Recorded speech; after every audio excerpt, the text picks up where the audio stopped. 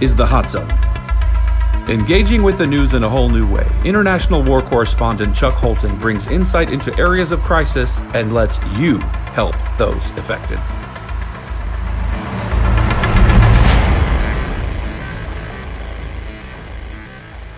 I've had this map of Afghanistan hanging on the wall of my office for almost 15 years. And in that time period, I have been all over Afghanistan to just about, I think I've been to every province in Afghanistan on about a dozen trips over there. I've spent a good year or more of my life on the ground in Afghanistan reporting on the war. And I would venture to say that it's the one place where I have done the most war reporting more than anywhere else. And today's a historic day because Afghanistan, for the first time since 2001, no longer has an American flag flying over that nation. Today, this is Sunday, the embassy has been evacuated. The ambassador has flown out. Scenes reminiscent of Vietnam and Saigon in 1975, and the evacuation of the embassy then. Actually, there's a lot of incredible similarities between those two events. Even the imagery is very similar. We see the Taliban retaking control in Afghanistan surprisingly quickly and saying that they're going to create a new nation. The president of Afghanistan, the duly elected president, has fled, gone to Uzbekistan or someplace, and is no longer there. So the elected government is no longer in control in Afghanistan. It is now under the control of the Taliban. America is sending troops back in order to help evacuate the few people that we have left in that country. But those troops won't stay long. 6,000 troops now required to go in and evacuate 100 embassy staff and that sort of thing. Because if we didn't send that many troops in, the airport would be overrun, the embassy would be overrun, and both of those soon will be as soon as our troops get our people out. And we will have watched full circle as Afghanistan went from a nation controlled by an unelected government, the Taliban, to again being controlled by the Taliban. This is something that the Taliban themselves foretold many years ago at the beginning of the war. They said the Americans, the Brits, the Germans, the French, the Italians, they're all here, and they all have very nice timepieces. But only we, the Taliban, have the time. And what they meant was that they can wait. They could wait us out, and that the minute we left, they would declare victory. But the question is, are they actually victorious in the war in Afghanistan? See, I believe that we actually won the war. And I'll talk more about that in just a second.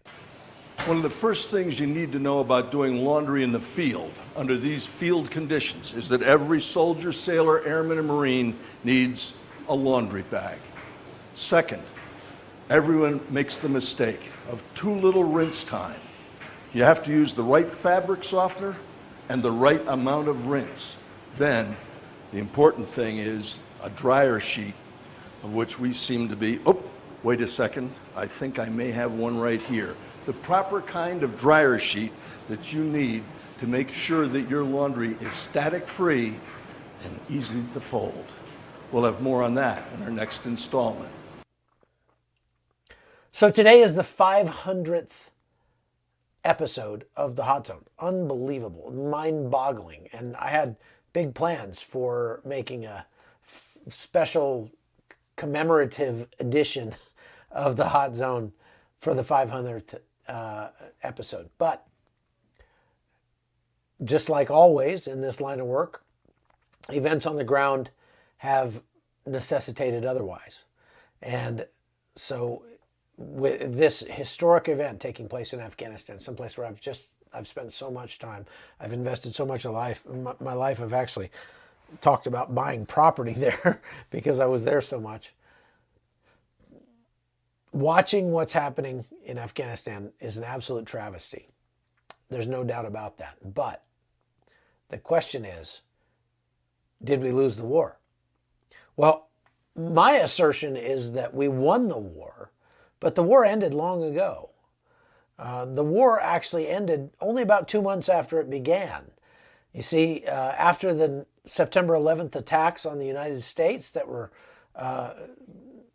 training was done by Al-Qaeda at camps in Afghanistan, then President George W. Bush gave an ultimatum to the Taliban that they would turn over Osama bin Laden, who was responsible for the attacks on September 11th. And if not, that bombs would be coming. Now, the Taliban actually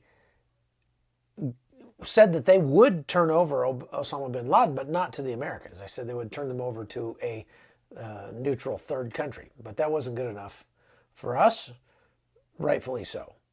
And so the bombs fell on Kandahar and Kabul and many other places. The Taliban, we sent in Special Forces troops on October 7th, 2001. The fighting began, and we hooked up with the Northern Alliance, an anti-Taliban group of warlords and fighters. And we showed up with several dozen Special Forces troops, a few CIA guys, and a couple of suitcases full of money. And we used the Northern Alliance forces and then augmented them with our Special Operations troops and with air support, which was very helpful. And in the space of 2 months, about 2 months, by the first couple weeks of December, the Taliban had fallen. The Taliban rule in Afghanistan was over. A transitional government was in place. The Taliban was gone. Not gone, but gone from government in Afghanistan. Then the war was over. We won. And it only took several dozen Special Forces troops and some air power and a couple suitcases of money, and it was done. We had very, very few casualties, just 2 or 3 casualties, deaths, starting with Johnny Mike Spann, the CIA operative that was killed. He was the first American casualty in Afghanistan. And then a couple of special operators that were casualties of actually friendly fire. But other than that, we didn't lose a whole lot of guys. And the war was over. We defeated the Taliban by December-ish, December 7th or so of 2001. So then why didn't we just pack up and leave Afghanistan and leave them to their own devices? See, what happened at that point was no longer war. It was an attempt to turn Afghanistan into something that it will never be, something that it could never be, some sort of approximation of a Jeffersonian democracy. And at that, after nearly 20 years, trillions of dollars spent, almost $1 billion a week spent for 20 years, pumped into that country, pumped into projects like hydroelectric plants and bridges and roads and electrical, micro hydro, that sort of thing. Pumped into literacy programs and building programs, schools and things like that. Things that don't really qualify as warfare. Now, there was plenty of fighting because the Taliban started an insurgency and Al-Qaeda was still around. So there was plenty of people to shoot and plenty of people to shoot back. But in reality, the war had already been decided. The war was over. What was happening was a violent, it was an attempt to create a Jeffersonian democracy that was beset by violence because the people we were trying to give a Jeffersonian democracy to didn't want it. They didn't want it. They weren't capable of it. When we walked into Afghanistan, they had something like a 17% literacy rate. They had like a 47-year life expectancy. Now, those things have all changed. We've managed to improve life expectancy. We've managed to improve education. We've managed to improve the lot of women. But one thing we never did was defeat the ignorance that is latent, that is endemic to the culture in Afghanistan. We didn't do that. And in reality, we couldn't do that. That's something that only the Afghans can do. They have to want it, and they didn't want it. And so you can't force education on people. You can't force civilization on barbarians. You just can't. And don't hear me saying that only Afghans are barbarians. There's lots of barbarians in our own country. Just look at the Black Lives Matter movement and Antifa. Those are barbarians, without a doubt. And you can't force them to be civilized. You can put enough controls on them. You can, kill them. You can put controls on them to try to keep them from acting barbarically. But in reality, you're not going to turn a barbarian into a noble savage. There's just no such thing. And only when their hearts change will their culture change.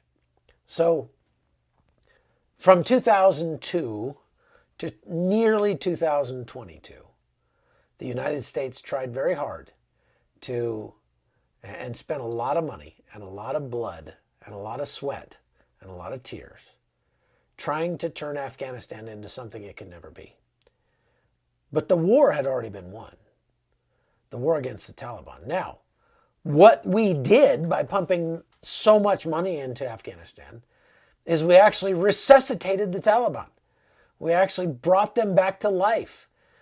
At some point during the war, or during that intervening period of 2002 to 2021, we were pumping so much money into projects in Afghanistan that the Taliban were actually skimming maybe up to about 15% of those budgets and using it to keep themselves going. Now, what we see today as the United States starts to pull out is hordes of Taliban fighters moving across Afghanistan and retaking all the provincial capitals, and now they've retaken Kabul. And you might wonder, where did all these people come from? I mean, why didn't we kill all these people when we had the chance? Well, that's because they weren't Taliban until just now. The vast majority of them were the same people that were very happy to have Americans there. And they were legitimately happy that the Americans were there. They were happy with our money that we pumped into that country. They were happy with what we were doing. But in that culture, they follow the strong horse. And so they want to be on the winning side. And, scruples, principles, things like that, not quite as important as being a part of the winning team. So now that it looks like the Taliban is the winning team, they have every available male in the country lining up to join the Taliban.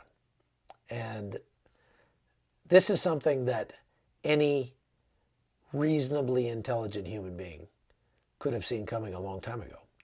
I started to say in about 2009 that we were going to end up losing this war, because the bottom line was that no matter what we did in Afghanistan, we could turn that place into Dubai.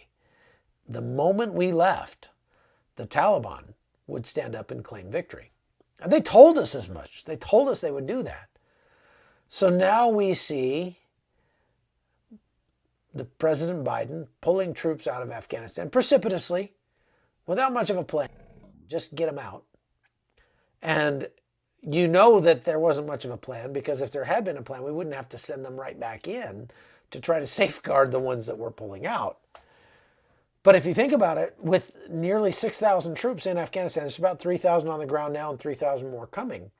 6,000 troops is more than we had for the first couple of years of the war. There were something like 5,800 troops there in 2003, 4, 5. It was only when the surge happened that we started, the surge in Iraq, that we had an Afghan surge, and we started increasing the numbers there to somewhere in the 100, 150,000 range.